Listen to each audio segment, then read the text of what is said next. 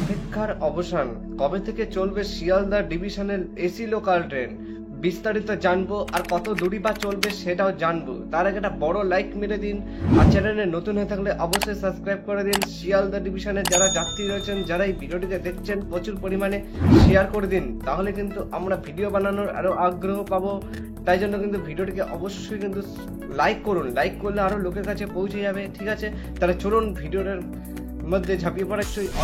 আমরা জানি যে আপনারা কিন্তু অফিস যান বা অন্য কোথাও যান, কিন্তু লোকাল ট্রেনকেই বেশি আপনারা ব্যবহার করেন, কারণ লোকাল ট্রেনই একমাত্র ভরসা অফিসে যাওয়ার জন্য আর টাইমে পৌঁছানোর জন্য। তাই জন্য কিন্তু অনেক লোকই আছে লোকাল ট্রেনকেই বেশিরভাগ ব্যবহার করে থাকেন।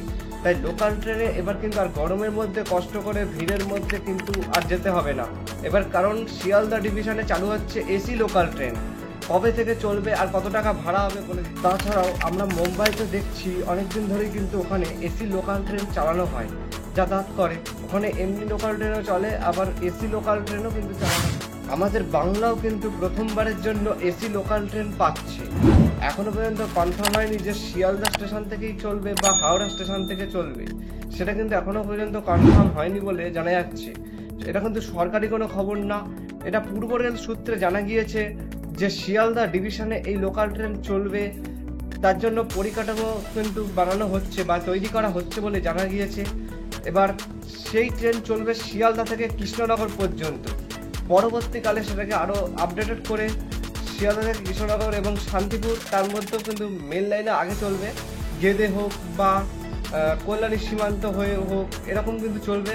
পরে কিন্তু পরে কিন্তু বনগা লোকাল হয়েও চলতে পারে বা আমাদের বারাসাত লাইনে কিন্তু আসতে পারে বলে জানানো। এটি যদি সত্যি এসি লোকাল ট্রেন যদি চালু করা হয়, তাহলে কিন্তু যাত্রীদের জন্য আশীর্বাদ কিন্তু নেমে আসবে।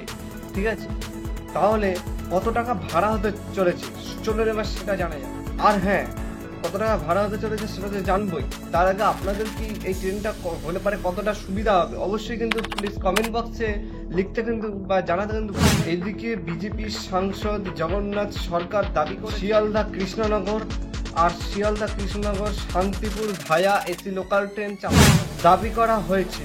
এমনকি এর ভাড়াও কিন্তু প্রকাশ করা হয়েছে যে কত টাকা।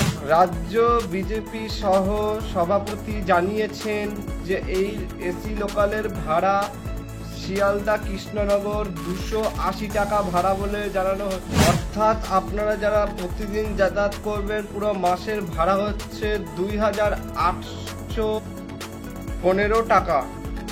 ভিডিওটি কেমন লাগলো অবশ্যই কিন্তু একটি কমেন্ট করে জানাবেন, আর যদি ভালো লাগে তাহলে তো অবশ্যই বড় একটা লাইক মারবেন। বলে দিয়েছি, চ্যানেলে নতুন হয়ে থাকলে অবশ্যই সাবস্ক্রাইব করে পাশের বেল আইকনটি অবশ্যই অন করে রাখবেন।